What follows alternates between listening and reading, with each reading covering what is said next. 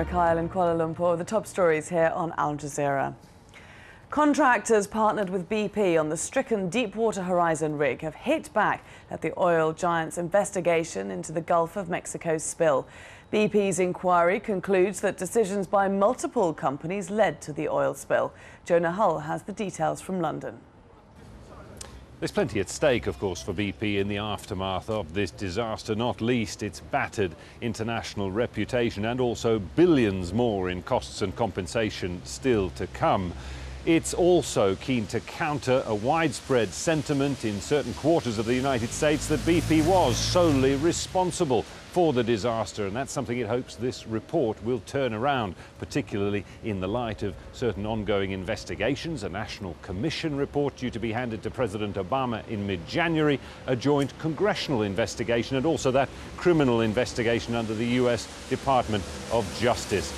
Will it succeed? Well, the risk, of course, is that companies like Halliburton and Transocean decide to turn their big legal guns against BP, and also that public and political sentiment remains unmoved and takes against this effort to share the blame.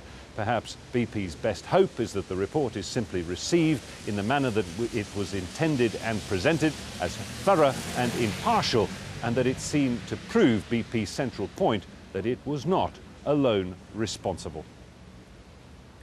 The mayor of a small town in Mexico has been shot dead. Prosecutors say 4 hooded gunmen carried out the attack in the town of El Naranjo in San Luis Potosi state. He's the 3rd mayor to have been shot dead in the past month. More than 750 prisoners have escaped in a jailbreak in northern Nigeria. Fighters from the Boko Haram rebel group attacked the prison, setting their followers and many other inmates free. The group wants to impose strict Islamic law in Nigeria. There are fears of increasing violence in the run-up to elections in January.